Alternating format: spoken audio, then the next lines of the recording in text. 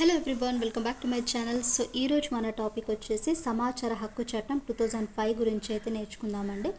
యాక్చువల్గా సిలబస్లో మనకు ఉందండి ఆర్టీఐ యాక్ట్ గురించి అయితే కంప్లీట్గా ఎస్జిటి వాళ్ళకి కానీ స్కూల్ అసిస్టెంట్ వాళ్ళకి కానీ కామన్గా అయితే ఉందండి. సో వీడియోని లాస్ట్ వరకు చూడండి, ఎందుకంటే కొన్ని ఇంపార్టెంట్ పాయింట్స్ అన్నీ కూడా నేను మెన్షన్ చేస్తాను. సో ప్రతిదీ కూడా కొద్దిగా లేట్ అవ్వడానికి రీజన్ ఏంటంటే మేబీ ఈ వీడియో వచ్చేసి 2 పార్ట్స్ కింద అయితే డివైడ్ చేస్తానండి. ఎందుకంటే మీకే తెలుస్తుంది, మనకు క్లాస్ అనేది చూడబోయే ముందు మీకే తెలుస్తుంది అధ్యాయాలు ఎన్ని ఉన్నాయి, సో వాటిలో ఉండే రిస్ట్రిక్షన్స్ ఏంటి, క్రాస్ చేస్తే పనిష్మెంట్ ఎలా ఉంటుంది, అలాగే మినహాయింపులు ఏంటి అనే దాని గురించి అయితే మనకు కంప్లీట్గా 1 by 1 మీతో అయితే నేను డిస్కస్ చేస్తాను. సో వీడియోని స్కిప్ చేయకోకుండా ఎండింగ్ వరకు చూడండి. అంటే ప్రతిదీ కూడా ఏ పాయింట్ ఆఫ్ వ్యూలో అడుగుతారో మనకు తెలియదు, సో గెస్ట్ చేయలేమండి. సో వీడియోని స్కిప్ చేయకోకుండా ఎండింగ్ వరకు చూడండి. అలాగే మీకు నచ్చినట్టుగా అయితే మన ఛానల్ని లైక్ అండ్ షేర్, సబ్స్క్రైబ్ చేయడం మాత్రం మర్చిపోకండి. అలాగే మీ యొక్క వాల్యుబుల్ ఫీడ్బ్యాక్ని మాత్రం కింద కామెంట్ అయితే చేయండి. సో ఫస్ట్ వన్ వచ్చేసి సమాచార హక్కు చట్టం 2005, రైట్ టు ఇన్ఫర్మేషన్ యాక్ట్ 2005. 2005లో పార్లమెంటు సమాచార హక్కు చట్టాన్ని రూపొందించింది. ఇప్పుడు మనకు 2005 పార్లమెంటు సమాచార హక్కు చట్టాన్ని రూపొందించింది. అండ్ ఈ చట్టము 2005 అక్టోబర్ 12 నుండి అయితే మనకు అమలులోకి వచ్చిందండి. సో డైరెక్ట్ బిట్, సమ్టైమ్స్ మనకు డైరెక్ట్ బిట్ అడుగుతూ అంటారు. 2005 అక్టోబర్ 12న మనకి ఈ సమాచార హక్కు చట్టం అనేది అమలులోకి వచ్చింది. So October 12, 2005. మరి ఈ సమాచార హక్కు చట్టంలో మొత్తం మనకి ఎన్ని అధ్యాయాలు, ఎన్ని సెక్షన్లు ఉన్నాయంటే 6 అధ్యాయాలు, అలాగే మనకు 6 అధ్యాయాలు, అలాగే 31 సెక్షన్లు అయితే ఉన్నాయండి. మనకు మన సమాచార హక్కు చట్టంలో ఎన్ని అధ్యాయాలు, ఎన్ని సెక్షన్లు ఉన్నాయంటే 6 అధ్యాయాలు, 31 సెక్షన్లు అయితే ఉన్నాయి. మరి ఆ 6 అధ్యాయాలు ఏంటంటే ప్రాథమిక అంశాల సేకరణ, సమాచార హక్కు అధికార యంత్రాంగాల విధులు, కేంద్ర సమాచార కమిషన్ ఏర్పాటు, రాష్ట్ర సమాచార కమిషన్, సమాచార కమిషన్ల అధికారాలు, విధులు, అప్పీల్స్ ఏంటి, జరిమానాలు, అలాగే ఇంకా అదర్ కండిషన్స్, ఇతర నిబంధనలు, ఇలా మనకు 6 రకాలుగా అధ్యాయాలు అయితే ఉన్నాయండి. ఏంటంటే ప్రాథమిక అంశాల సేకరణ, సమాచార హక్కు అధికార యంత్రాంగాల విధులు, కేంద్ర సమాచార కమిషన్ అనేది ఏర్పాటు, రాష్ట్ర సమాచార కమిషన్, సమాచార కమిషన్ల అధికారాలు ఏంటి, వాళ్ళకి విధులు ఏంటి, అప్పీల్స్ ఎలా ఉంటాయి, జరిమానాలు ఏంటి, అలాగే ఇతర నిబంధనలు, ఇలా మనకు 6 అధ్యాయాలు అయితే ఉన్నాయి. మరి ఈ సమాచార హక్కు చట్టం యొక్క ఉద్దేశం ఎలా ఉంటుందంటే పాలనలో పారదర్శకతను సాధించడం అనేది మెయిన్ ఉద్దేశం అండి. పాలనలో పారదర్శకతను సాధించడం అనేది మెయిన్ ఉద్దేశం. అంటే చట్టం రూపొందించినప్పుడు జమ్మూ కాశ్మీర్ రాష్ట్రానికి తప్ప మిగతా రాష్ట్రాలకు వర్తించే విధంగా 2005 అక్టోబర్ 12న సమాచార హక్కు చట్టంను రూపొందించారు. సో దేనికి మనకు జమ్మూ కాశ్మీర్ రాష్ట్రానికి తప్ప అదర్ స్టేట్స్ అన్నిటికీ కూడా వర్తించే విధంగా మనకు అక్టోబర్ 12న సమాచార హక్కు చట్టం అనేది రూపొందించారు.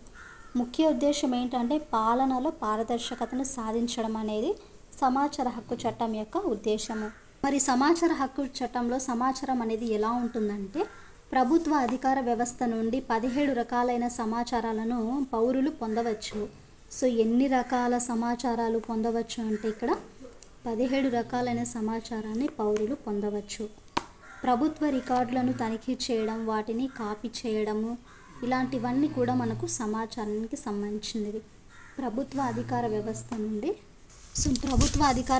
నుండి 17 రకాలైన సమాచారాలను అయితే మనకు పొందవచ్చు. అలాగే ప్రభుత్వ రికార్డులను తనిఖీ చేయడము, వాటిని కాపీ చేసుకోవడం, ఇవన్నీ కూడా సమాచారానికి సంబంధించింది. మరి సమాచారాన్ని కోరే విధానం ఎలా ఉంటుందంటే ఏ వ్యక్తి కోరకపోయినా ప్రతి సంస్థ స్వచ్ఛందంగా కొంత మౌలిక సమాచారాన్ని ప్రచురించాలి. అది ఇంగ్లీష్లో కానివ్వండి, హిందీలో కానివ్వండి, రాజ్యాంగం గుర్తించిన వివిధ భాషల్లో కానీ మనము సమాచారాన్ని కోరవచ్చు.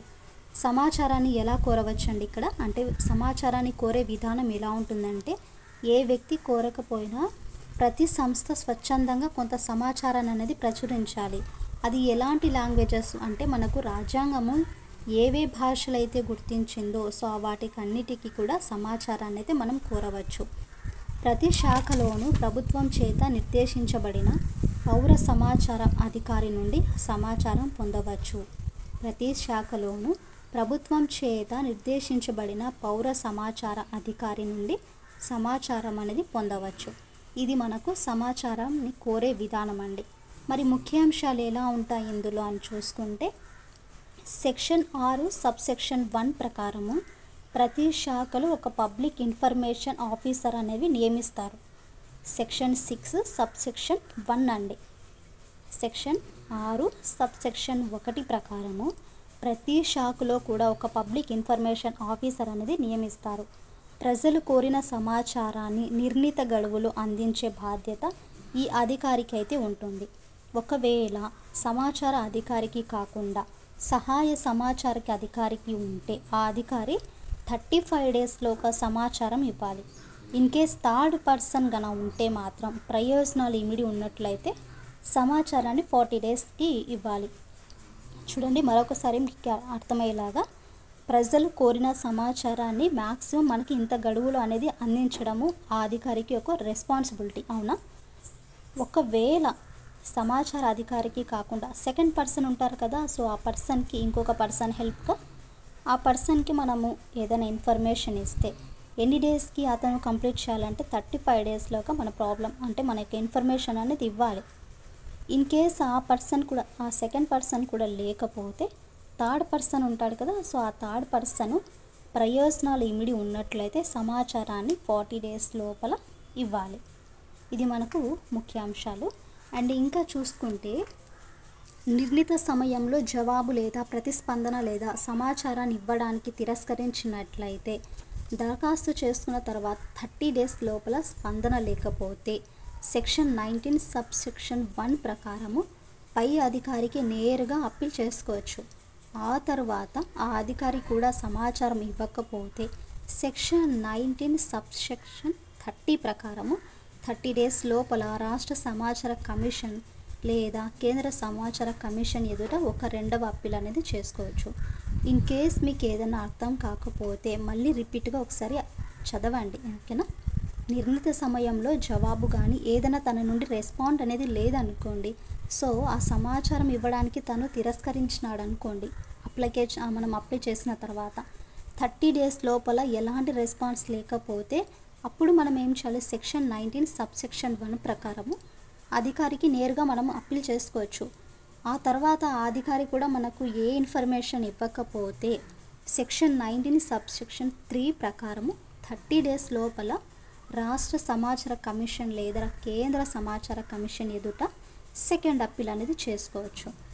అండ్ థర్డ్ వన్ చూసుకుంటే మనకు థర్డ్ సెంటెన్స్ ఇట్లా చూసుకుంటే ముఖ్యాంశాలలో సాధారణ సమాచారం అయితే 30 డేస్ లోపల, జీవించే హక్కు మరియు వ్యక్తి స్వేచ్ఛకు సంబంధించిన సమాచారం అయితే 48 గంటల లోపల అయితే ఇవ్వాలండి. చూడండి సాధారణ సమాచారం అయితే 30 డేస్ లోపల, జీవించే హక్కు మరియు వ్యక్తి స్వేచ్ఛకు సంబంధించిన ఏదైనా సమాచారం అయితే ఉంటే మాత్రం 48 అవర్స్ లోపల ఇవ్వాలి. ఇందుకు నామమాత్ర రుసుమును కూడా వసూలు అనేది చేస్తారు. మరి సరే, శిక్షల పనిష్మెంట్ అనేది ఎలా ఉంటుందయ్యా అంటే, నిబంధనల ప్రకారము ప్రజలకు సమాచారాన్ని అందించడంలో అధికారులు విఫలమైతే వారిపై వచ్చే ఫిర్యాదులను సమాచారాన్ని కమిషన్ విచారిస్తుంది. నిబంధనల ప్రకారము ప్రజలకు సమాచారాన్ని అందించడంలో అధికారులు విఫలమైతే వారిపై వచ్చే ఫిర్యాదులను సమాచార కమిషన్ విచారిస్తుంది. చట్టం నిర్దేశించిన మేరకు సమాచారం అందించమని అధికారులకు నిర్ణీత గడువు ముగిసిన తర్వాత రోజుకు 250 రూపీస్ నుండి 25,000 వరకు జరిమానాతో పాటు కారాగార శిక్ష కూడా విధించవచ్చు. చూడండి, చట్టం అనేది నిర్దేశించిన మేరకు సమాచారం అందించిన అధికారులకు ఇన్ కేస్ నిర్ణీత గడువు ముగిసిన తర్వాత కూడా రోజుకి 250 రూపీస్ నుండి 25,000 వరకు మనకు జరిమానాతో పాటు కారాగార శిక్ష కూడా విధించవచ్చు. ఇది మనకు శిక్షల గురించి.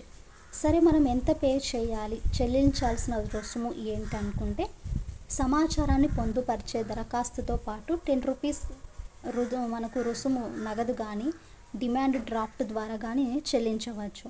మరి సమాచార పేజీలను బట్టి ఫీజు చెల్లించాల్సి అయితే ఉంటుంది. నెక్స్ట్ వన్ మినహాయింపులు అండి. మినహాయింపులు కాస్త ఎక్కువగా ఉంది చూడండి.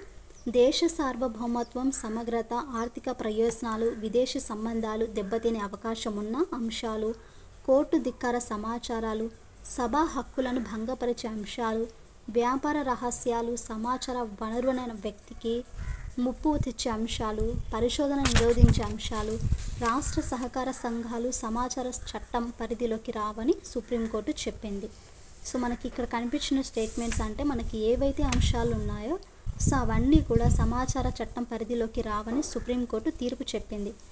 ఇక్కడ 1 or 2 టైమ్స్ చూడండి మనకు ఏవేవి ఆ చట్టం అనేది సుప్రీంకోర్టు తీర్పు చెప్పింది అనే దాని గురించి. నెక్స్ట్, గోప్యంగా ఉంచుతారనే నమ్మకంతో విదేశీ ప్రభుత్వాలు ఇచ్చిన సమాచారము, విదేశాల నుండి అందుకున్న సమాచారం ఈ చట్టం ప్రకారం మినహాయింపుల క్రిందికి వస్తాయి. సో మనకి ఏదైనా ఒక పర్సనల్గా అంటే ఏదైనా ఒక సీక్రెట్గా ఉంచుతారనే నమ్మకంతో విదేశీ ప్రభుత్వాలు ఇచ్చిన సమాచారము, విదేశాల నుండి అందుకున్న సమాచారము ఈ చట్టం ప్రకారము మినహాయింపుల క్రిందికి అయితే వస్తాయి. చట్టం అమలులోకి దేశ భద్రత కోసము గోప్యంగా ఉంచుతారనే సమాచారం లేదా దీనిని వెల్లడి చేసినందువల్ల సంబంధిత వ్యక్తి ప్రాణాలకు ముప్పు ఏర్పడే అవకాశం ఉండే సమాచారం కూడా మనం కోరే అవకాశం లేదు. చూడండి ఇక్కడ చట్టం అమలులోకి దేశ భద్రత కోసం గోప్యంగా ఉంచుతారనే సమాచారం లేదా దీనిని వెల్లడి చేసినందువల్ల సంబంధిత వ్యక్తి ప్రాణాలకు ముప్పు ఏర్పడే అవకాశం ఉండే సమాచారం కూడా మనం కోరే అవకాశం లేదు. సమాచారం వెల్లడి చేసినందువల్ల నేరస్తులను అరెస్టు చేయడానికి, విచారించడానికి, కేసు పరిశోధనకు ఆటంకంగా మారే సమాచారం కూడా మనం కోరే అవకాశం లేదు. మంత్రిమండలికి సంబంధించిన పత్రాలు, మంత్రిమండలి కార్యదర్శులు, ఇతర అధికారుల చర్యలకు సంబంధించిన రికార్డుల వంటివి మినహాయింపుల క్రిందికి అయితే వస్తాయండి. మంత్రిమండలికి సంబంధించిన పత్రాలు కానీ అలాగే మంత్రిమండలి కార్యదర్శులు, ఇతర అధికారుల చర్యలకు సంబంధించిన రికార్డ్స్ వంటివి కూడా మినహాయింపు క్రిందికి వస్తాయి. అందులో కొన్ని ఏంటంటే intelligence bureau, revenue intelligence, parliamentary, అవినీతి ఆరోపణల, మానవ హక్కుల ఉల్లంఘన విషయాలలో ఈ మినహాయింపు అనేది పూర్తిగా వర్తించదు.